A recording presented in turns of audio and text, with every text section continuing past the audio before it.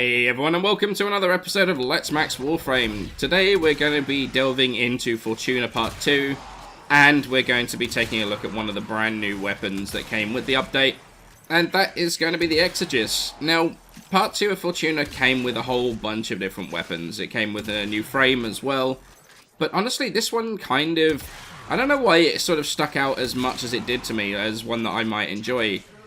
But I think that's partly down to sort of like how the mechanics of the weapon works. In terms of like how it fires, basically the premise is, although you can't see it right now, it's actually got a crystal at the front of the weapon, which then it sort of like clamps down on and shatters the crystal and then flings it forward. Like it sort of propels the shards forward, and that acts kind of like the projectiles of the shotgun, which is super cool. It's a really cool idea, and honestly, I mean, correct me in the comments if I'm wrong, but I think this actually might be the first one, or one of the first weapons where multi-shot kind of makes sense. Because effectively the multi-shot is just like, I don't know, creating additional shards. So rather than creating magic bullets out of nowhere, like, it just is effectively the crystal is shattering into more shards than it would do normally. So, you know, correct me if I'm wrong on that, but I think it is the first one where multi-shot properly makes sense. But in terms of stats, it comes with really good base damage. It's got very high puncture, even better slash, like it is mostly slash on this thing. Tiny amount of impact, and also some base radiation, which is really useful as well. It makes sense because obviously it's going to make it a very effective Grineer killing weapon, and since the corpus are at war with the Grineer, kind of makes sense that they are going to be making weapons that are going to shred the Grineer more effectively. But apart from that, status-wise, status can actually hit 100% with 3 dual stat mods, which is really nice, and we'll have a look at the modding for that in a second. But it has basically no crit chance. It's like 8% crit, which is not enough, obviously, for a crit build. Not relics, Ribbons at this point wouldn't be able to make a crit build work on this thing, and it's only got like a 1.4 crit multiplier anyway, so realistically you're not going to want to build this for crit. So with that said, how do we really want to go about building this thing? So we've taken a quick look at the actual weapon itself. How do we decide to mod it? Now actually I can show you the crystal at the front. Look, there's the crystal, and basically once it fires, it shatters the crystal and actually fires it out. But it doesn't come back, which I am 100% sure it's supposed to. But the thing is, the actual weapon comes with a D, as standard, which is not particularly helpful, because as you can see, there's literally 3 mods for it. Might be for Tainted Shell, I'm not entirely sure. I did play around with this, and fire rate doesn't make any difference on this weapon whatsoever, but, you know, I don't know, I feel it's a wasted mod slot personally, especially since the weapon is so strong, that having extra spread actually can be useful, which is why I've got it on here. In terms of former, I did 2 Vs and 2 dashes, prime point blank for damage, multi-shot and Hell's Chamber. We've got Vigilante armaments down here, these are going to remain the same, and then the rest is all elementals, well, other than Vicious Spread. As I was saying, this weapon is so strong that having extra spread actually can be worth it, because if you're shredding through lower level enemies, you don't necessarily want a high focused, high damage blast. Spreading that out a little bit is going to help you clear out trash way quicker. And if you're not doing sorties, you're not doing high-level content, this actually is definitely the way forward. For this build, though, I've gone with Corrosive and Cold. Although Corrosive and Heat works just as well, if I can actually find my Heat mod. There it is. Corrosive and Heat works. We basically wanted to get that magical 100% status. I'm not a huge fan of having the extra single elemental on there because it actually dilutes the procs quite a bit. As you can see, we've got a choice of 1, 2, 3, 4, 5, 6 different procs. Obviously, weighting means that some are going to be more around than others, but, you know, you've still got the chance of all 6, so that does dilute the corrosive proc a little bit. But we're going Prime Charge Shell, Toxic Barrage, and Shell Shock for corrosive, and then Scattering Inferno for that extra heat damage. And this thing, let's just show you it in action. It absolutely shreds. Let's kind of go and take this out. I've got some trash mobs in here. As you can expect, it's going to one-shot these guys. This thing does have, like, infinite punch, or not infinite punch through. It has a lot of punch through, so It's not something that you're really going to have to worry about, or specifically worry about putting on modding-wise. But as you can see, like, this is my trash build. Like, this is my trash clearing build. And it shreds through these bombards. Absolutely shreds through them. Like, these are 120, so realistically they're the highest you're going to come up against, unless you're doing, like, some crazy endurance runs.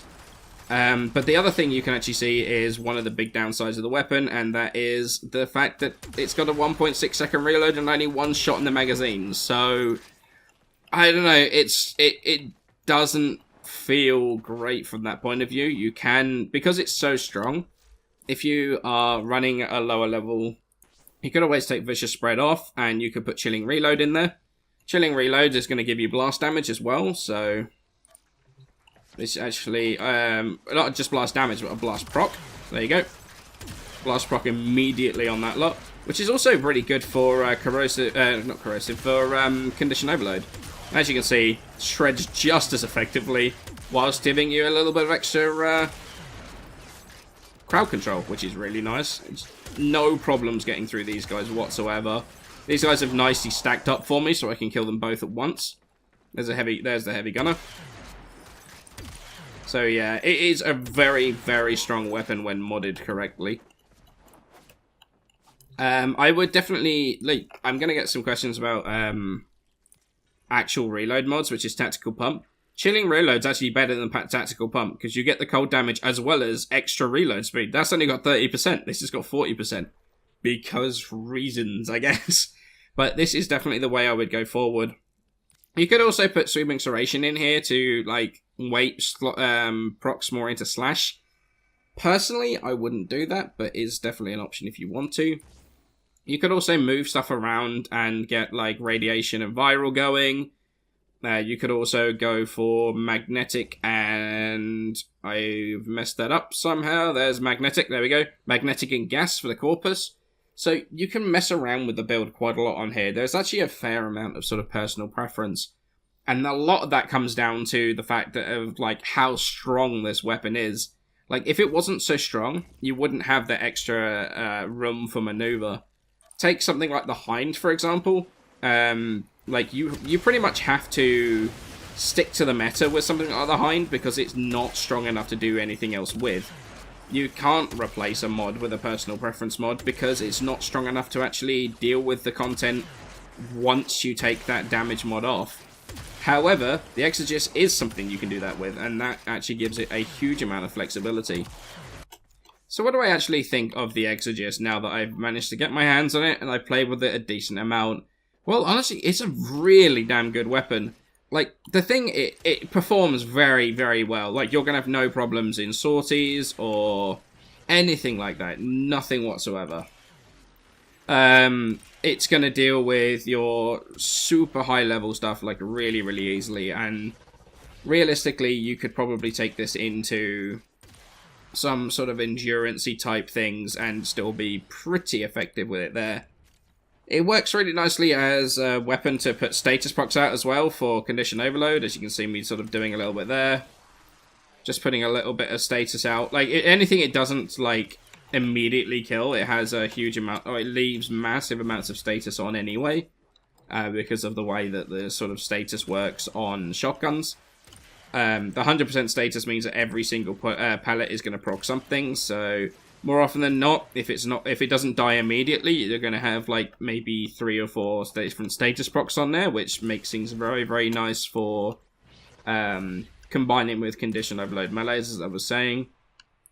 So it really, really is a very, very effective weapon. Like, you saw it in the simulacrum with me just straight up shredding level 120 everything. It's like, it wasn't just Bombard, it was the heavy gunners as well.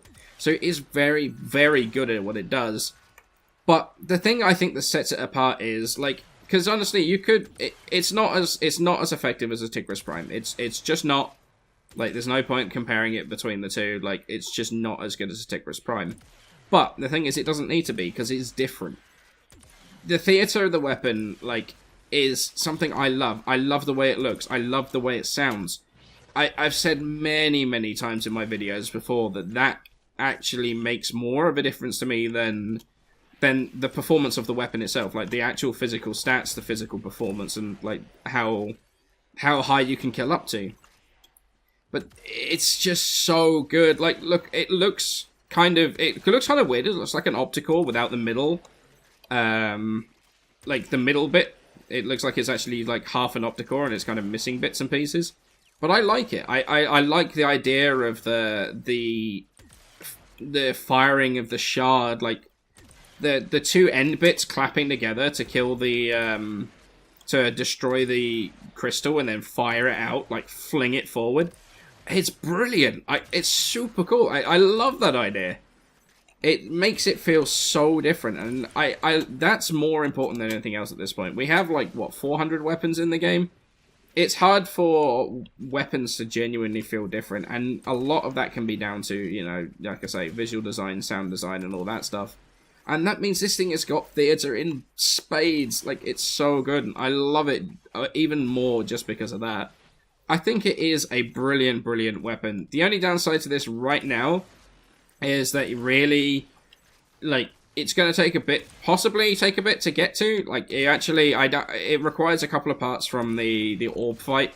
So, I don't know how, like, the drop rates on that, I don't know how easy they are going to be able to beat, like, this early on. Like, because I haven't done them yet, I went straight into looking at weapons. So, that could be a problem. It's a market weapon, though, so it's not too bad. Like, you can buy it straight off of the market if you want to. At least that's where the blueprint is. So I don't know. I think really you're gonna, if you like your shotguns and you want something sort of corpusy and that looks good, I think you really are gonna be pretty damn good with this. So I hope you enjoyed this video. I'm gonna have more videos on the Fortuna 2.0, Fortuna 2 Part 2 weapons coming soon. But for now, many thanks for watching, and I shall catch you in the next one.